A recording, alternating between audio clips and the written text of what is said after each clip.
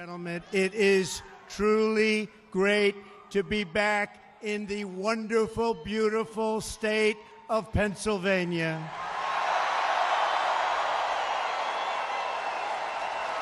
I love this state, and I love the people of this state. It's special, and it carried us to a big, beautiful victory on November 8th.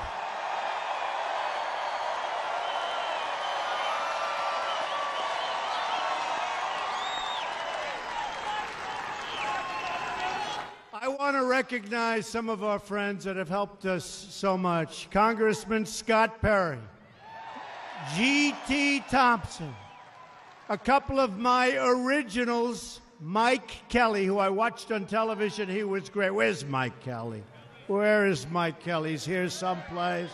Where is he? Boy, were you great on television this morning. And, of course, one of our other originals, Congressman Tom Marino, right? Thank you. Thank you, Mike. Thank you, Tom. As you may know, there's another big gathering taking place tonight in Washington, D.C. Did you hear about it?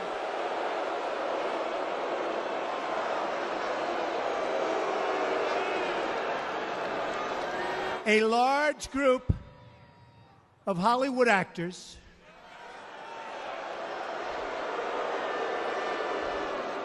and Washington media are consoling each other in a hotel ballroom in our nation's capital right now.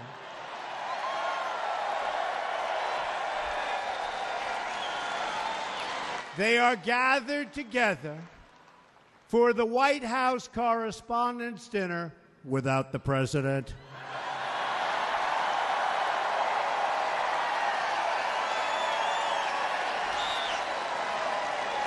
And I could not possibly be more thrilled than to be more than 100 miles away from Washington Swamp, spending my evening with all of you and with a much, much larger crowd and much better people, right? Right?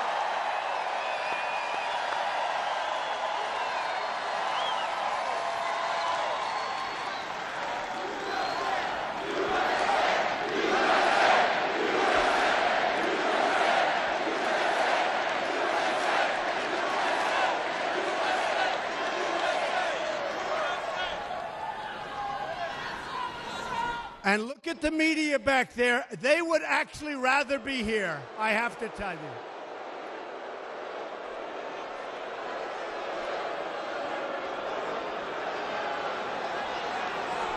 That's right.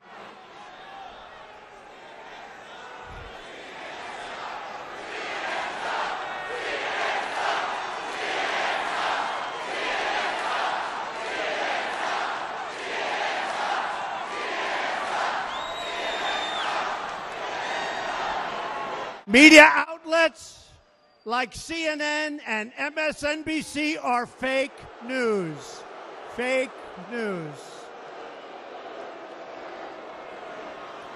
And they're sitting and they're wishing in Washington. They're watching right now. They're watching. And they would love to be with us right here tonight. But they're trapped at the dinner, which will be very, very boring. But next year, maybe we'll make it more exciting for them in Washington and we'll show up. But we have a good chance of showing up here again next year, too.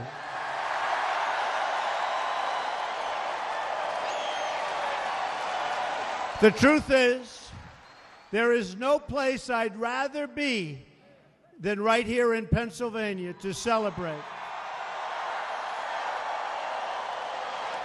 our 100-day milestone, to reflect on an incredible journey together and to get ready for the great, great battles to come, and that we will win in every case, okay? We will win.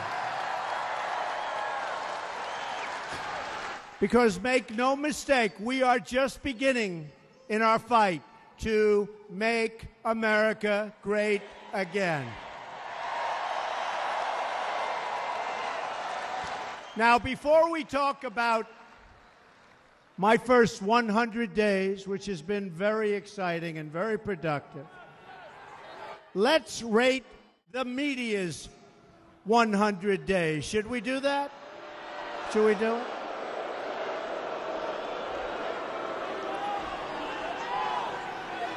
Because, as you know, they are a disgrace. According to a Morning Consult poll, more than half of Americans say the media is out of touch with everyday Americans, and they've proven that. According to Media Research Center, 89% of the media's coverage of our administration has been negative and purposely negative. And perhaps that's because, according to the Center for Public Integrity, 96% of journalists who made donations in the last election gave them to our opponent. Does anybody remember who our opponent was? Huh?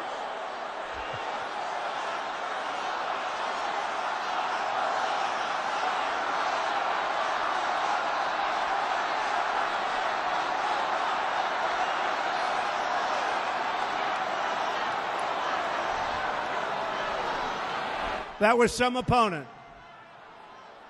Finally, according to a poll last year from the Associated Press, only 6% of Americans have a lot of confidence in America. That's very bad.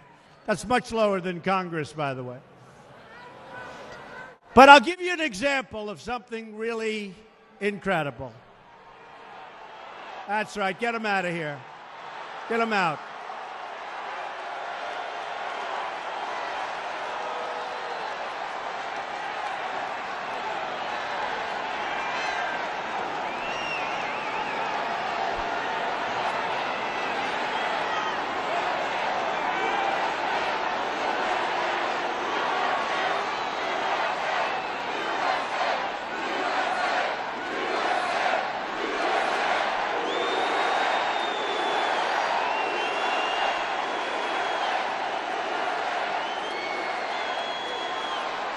Thank you.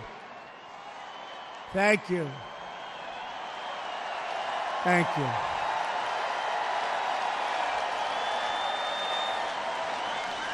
Do we love our law enforcement or what?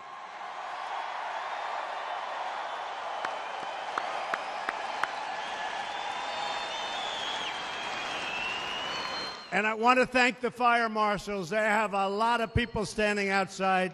We really maxed out. We broke the all-time record for this arena. How old is this arena? This is not a... We broke the all-time record. And I don't have a guitar, which is pretty tough. Huh? So just as an example of media, take the totally failing New York Times. Pretty soon they'll only be on the internet. The paper's getting smaller and smaller. You ever notice? Starting to look like a comic book. It's getting small. But I will tell you, because I watched, and I used to be in the real estate business, they sold their beautiful New York Times building in Manhattan. A cathedral to journalism. Such a beautiful, beautiful building. For around $130 million. And a group that bought it later sold it for approximately $500 million. And now they live in a very ugly office building in a crummy location. Next, they buy the Boston Globe newspaper with losses for $1.3 billion, invest millions and millions and millions of dollars to get it going, and in the end, they sell it for zero. They give it away.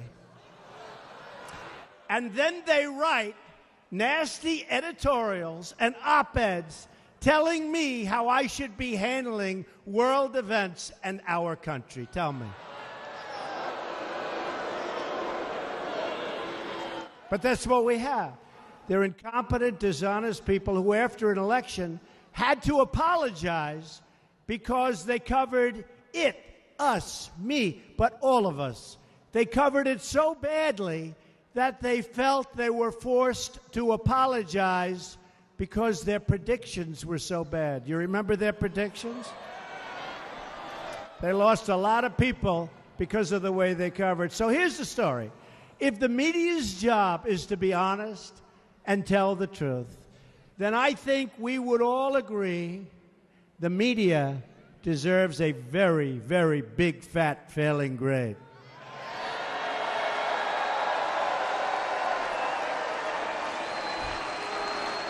Very dishonest people, and not all of them. You know, we call it the fake news. Not all of them. You notice now everybody's using the word fake news. Where did you hear it first, folks? By contrast, for the last 100 days, my administration has been delivering every single day for the great citizens of our country. Whether it's putting our coal miners back to work, protecting America's steel and aluminum workers, we love that steel and aluminum, or eliminating job-killing regulations, we are keeping one promise after another, and frankly, the people are really happy about it. They see what's happening.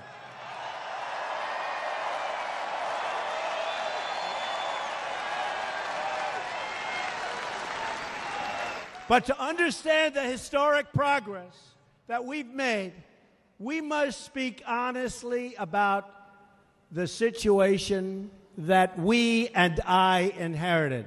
Because believe me, the previous administration gave us a mess. For decades, our country has lived through the greatest jobs theft in the history of the world. You people know it better than anybody in Pennsylvania. Our factories were shuttered, our steel mills closed down, and our jobs were stolen away and shipped far away to other countries, some of which you've never even heard of. Politicians sent troops to protect the borders of foreign nations, but left America's borders wide open for all to violate.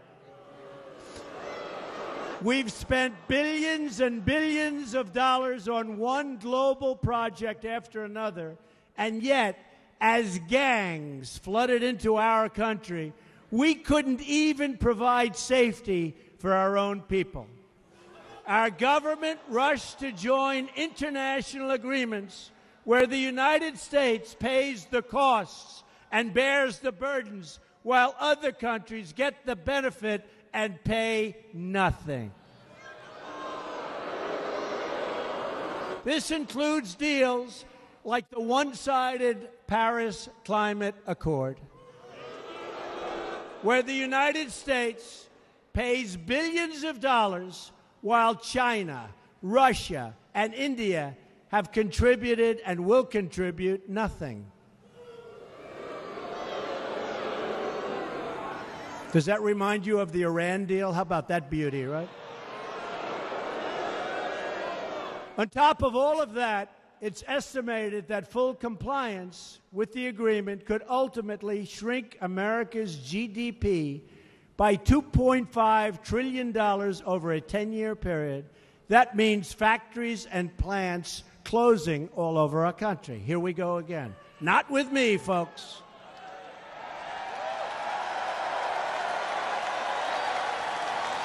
Those are the facts, whether we like them or not. The dishonest media won't print them, won't report them, because the Washington media is part of the problem. Their priorities are not my priorities, and they're not your priorities, believe me. Their agenda is not your agenda. And I'll be making a big decision on the Paris Accord over the next 2 weeks. And we will see what happens. But they're all part of a broken system that has profited from this global theft and plunder of American wealth at the expense of the American worker. We are not going to let other countries take advantage of us anymore, because from now on, it's going to be America first.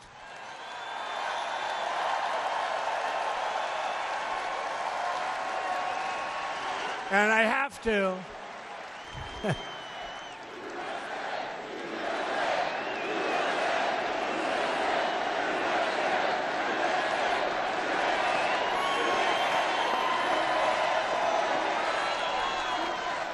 And I have to just interject, because as you know, I've been a big critic of China. And I've been talking about currency manipulation for a long time. But I have to tell you that during the election, number one, they stopped. But more importantly, just to show you the dishonesty. So we have currency manipulation by China. But China is helping us, possibly or probably, with the North Korean situation, okay? Which is a great thing, great thing. And I met with the president of China at great length in Florida, and we had long, long talks, hours and hours and hours. He's a good man. Now, he's representing China. He's not representing us, but he's a good man. And I believe he wants to get that situation taken care of. They have tremendous power, and we'll see what happens. But the media said Donald Trump refuses to name China a currency manipulator. Now think of this, right? Now we have to have a little flexibility. So I meet with the president of China, and I say, could you help us out with North Korea? You know, you give them 93% of their different materials that they need and their food, and you have a lot of power. We have a great relationship. And then the media said, why didn't he call Donald Trump? And why didn't Donald Trump at a meeting say you're a currency manipulator? So here's the story. Listen, Mr. President, will you help us out with North Korea? But by the way, you're manipulating your currency. It doesn't work, right? That's not. So instead of, you understand. So instead of saying that, let's see what happens. I honestly believe that he's trying very hard. Not an easy situation for China, believe me. Not an easy situation. But we have somebody there who's causing a lot of trouble for the world. We have China, who is really trying to help us. You've seen they've sent back vast amounts of coal coming out of North Korea. So let's see what happens. And I think it's not exactly the right time to call China a currency manipulator right now. Do we agree with that?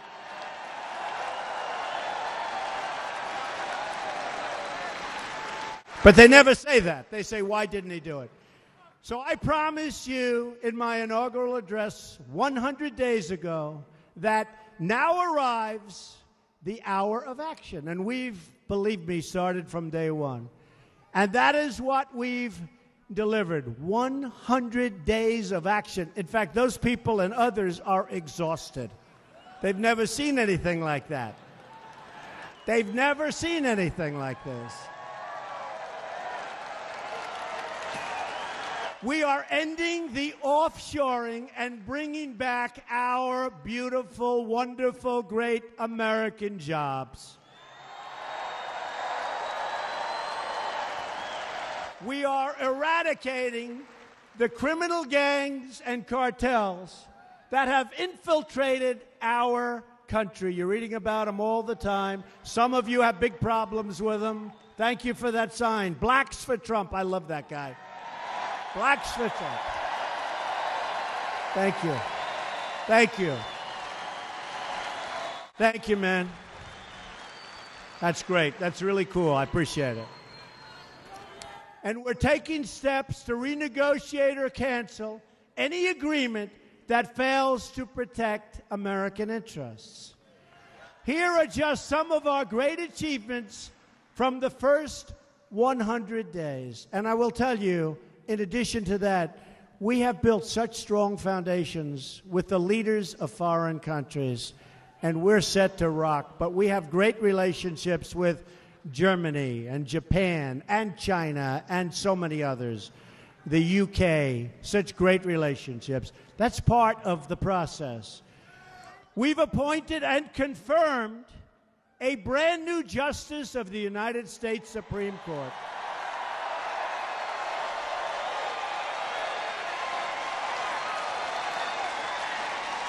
Justice Neil Gorsuch, who will uphold the Constitution and the right of Americans to govern their own affairs. And the last time a new Supreme Court justice was confirmed in the first 100 days was 136 years ago in 1881, and I was devastated to hear that because I thought I'd be the only one to have done that.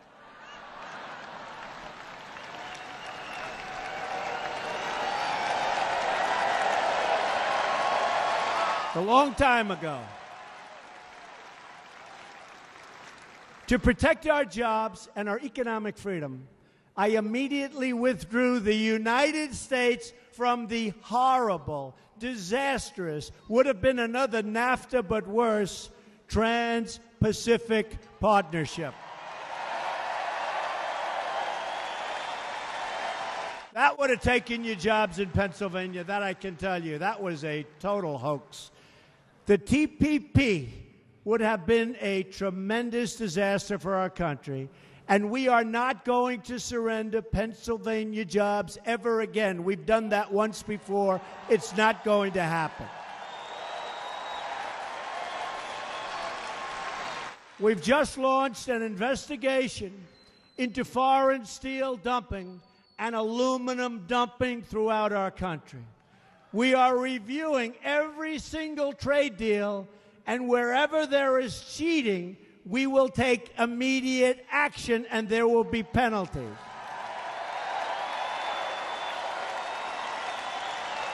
And we have with us tonight Secretary of Commerce Wilbur Ross and one of the great, great people on fair trade and good trade, Mr. Peter Navarro. Thank you.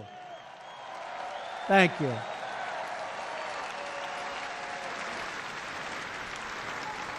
And we will renegotiate NAFTA, and if we don't get a good deal and a fair deal for our country, and I've been saying for a long time, we'll either renegotiate or we'll terminate. I announced the other day we were going to terminate. Everybody said we'll terminate. Two people that I like very much, the President of Mexico, Prime Minister of Canada, they called up. They said, could we negotiate? I said, yes, we can renegotiate. So we'll start a renegotiation, and hopefully it'll be fair for everybody. And if it's not a fair deal for our country, because you have to understand, we have been on the wrong side of the NAFTA deal with Canada and with Mexico for many, many years, many decades. We can't allow it to happen. So we're going to renegotiate, and if we can't make a fair deal for our companies and our workers, we will terminate NAFTA, okay?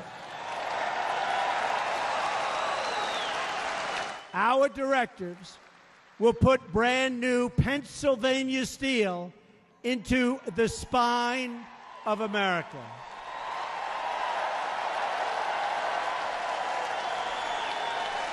We've ordered billions and billions of dollars in unpaid duties to be collected at the border from countries that break the rules, and that just started. It's going to be a lot coming in.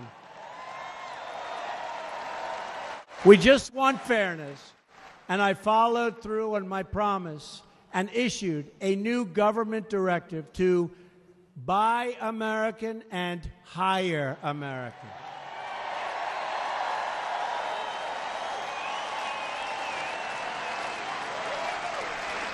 In just these first few months, we've created 99,000 new construction jobs, 49,000 new manufacturing jobs, and 27,000 new mining jobs. Who are the miners here?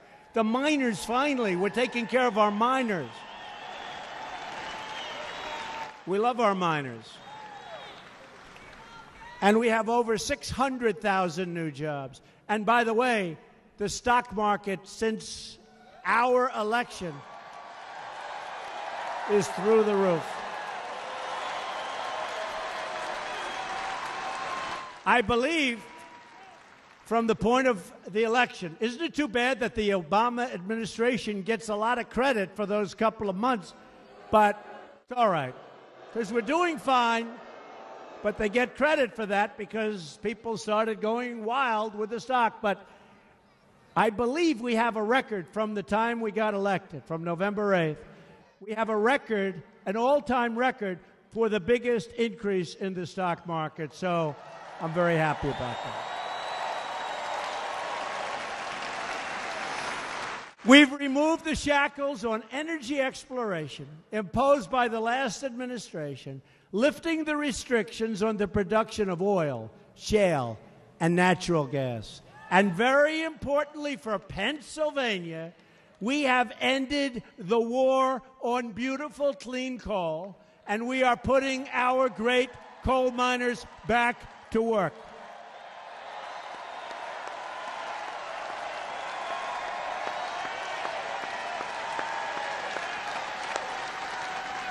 We love our miners. I'm also very pleased to say that we have finally cleared the way for the construction of the Keystone XL and Dakota Access pipelines. 48,000 new jobs.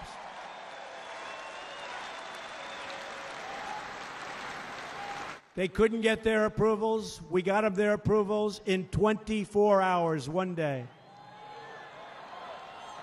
And I want to tell you, the heads of those two companies, they didn't know what the hell happened. They said, how did this happen? They should go to bed and say their prayers. But that's going to be approximately 48,000 jobs. My administration has also scrapped a job-killing regulation that was threatening our auto workers. We want more cars made in the USA, and that's going to happen.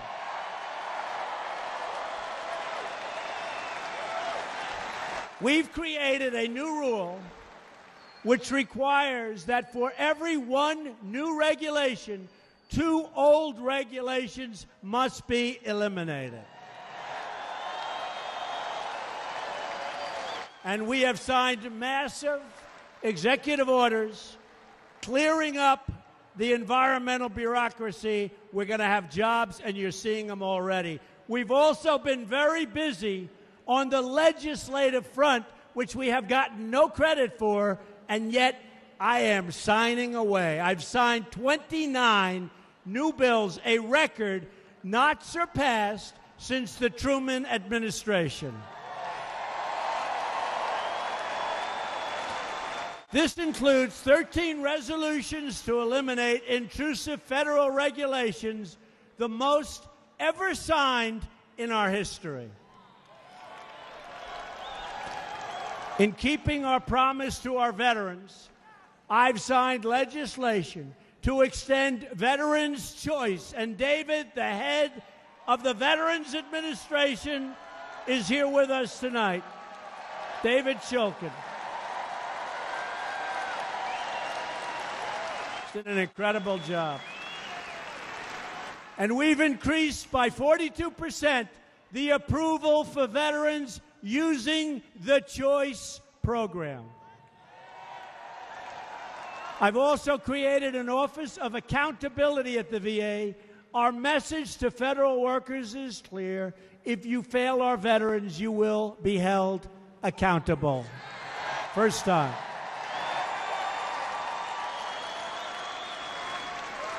To create accountability across government, I've issued a 5-year ban on federal officials becoming lobbyists after they leave government service. Good? I've got a lot of people in my staff who are not exactly happy with that one, but that's okay. And I've issued a lifetime ban on federal officials becoming lobbyists for a foreign government. I've imposed these bans for a simple reason. It is time to drain the swamp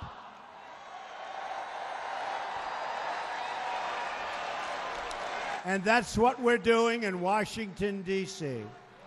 Perhaps in no area have past governments sold out special interests and foreign lobbyists more than on the issue of immigration. Year after year, you pleaded for Washington to enforce our laws. As illegal immigration surged, refugees flooded in, and lax vetting threatened your family's safety and security. Your pleas have finally been... Oh, don't worry, we're going to have the wall. Don't worry about it.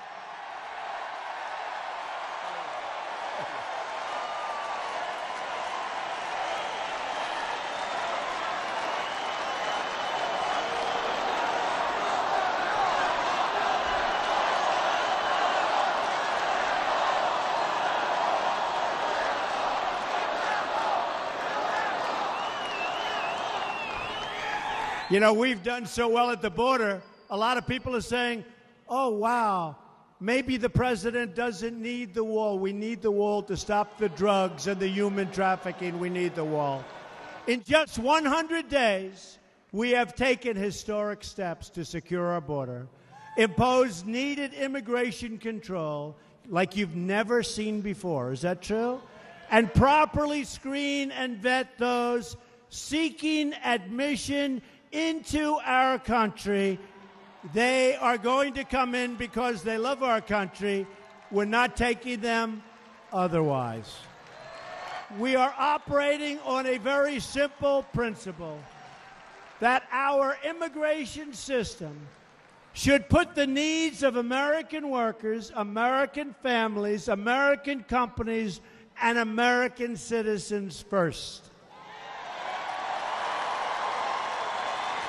I appointed a great military general, John Kelly, to lead the Department of Homeland Security.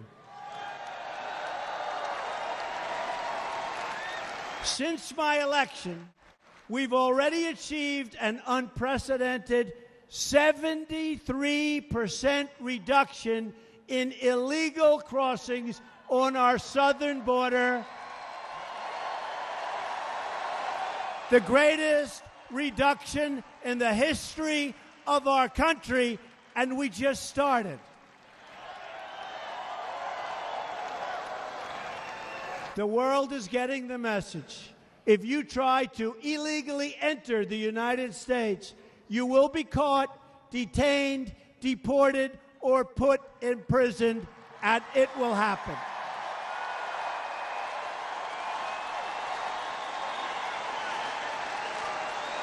As I campaigned across the nation, I met with the grieving mothers and fathers of children who had been killed, viciously killed, violently killed by illegal immigrants. And I made them a promise. We will protect American lives. Your family member will not have died in vain.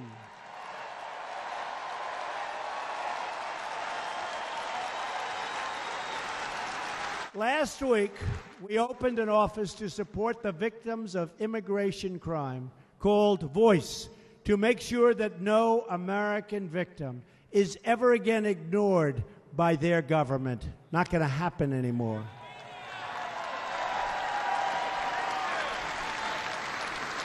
And many people are now talking, as I just said, and using this tremendous early progress on the border to say we don't need the kind of safety that we really do need, including the wall. We need safety. We need cameras. We need all of the things that we're going to be putting in, and we need the wall. And we will build the wall as sure as you are standing there tonight. We need the wall.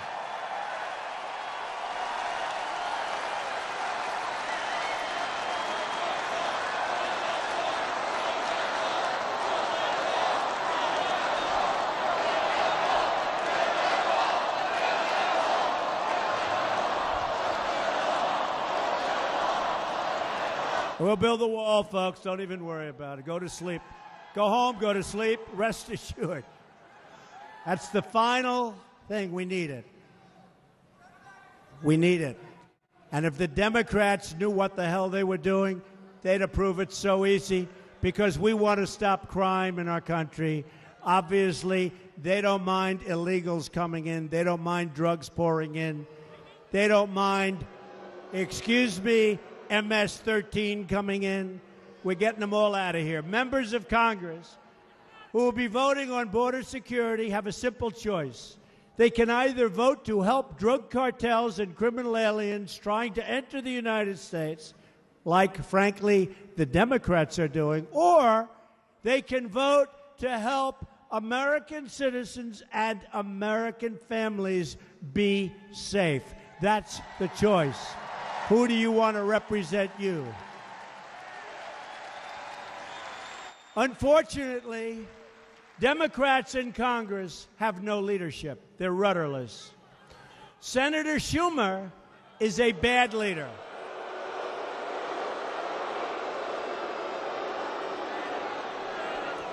I've known him a long time. Senator Schumer's a bad leader, not a natural leader at all. He works hard to study leadership. When you have to study leadership, you got problems. And his policies are hurting innocent Americans and making it easier for drug dealers to enter our country. Schumer is weak on crime and wants to raise your taxes through the roof.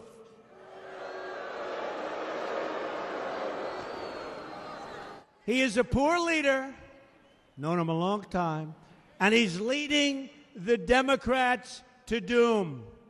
It's sad to see for our country what's happening to the Democrat Party. At the heart of my administration's efforts to restore the rule of law has been a nationwide crackdown on criminal gangs, and that means taking the fight to the sanctuary cities that shield these dangerous criminals from removal.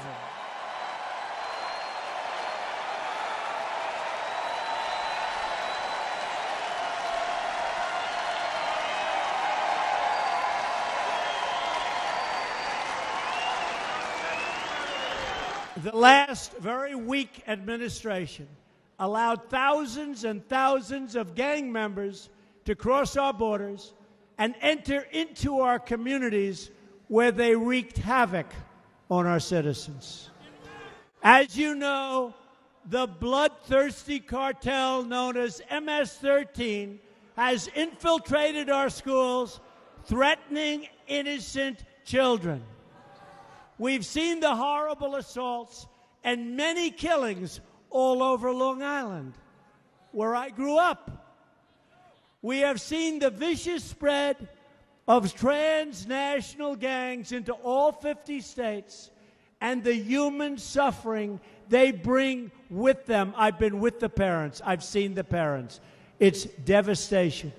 A very respected general recently told me that MS-13 are the equivalent in their meanness to Al-Qaeda.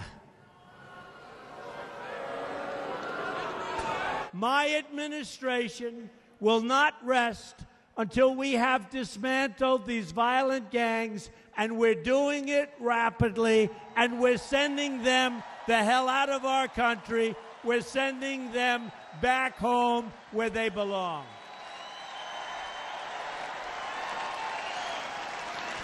One by one, we're finding the illegal immigrant drug dealers, gang members, and killers, and removing them from our country. And once they are gone, folks, you see what we're doing, they will not let them.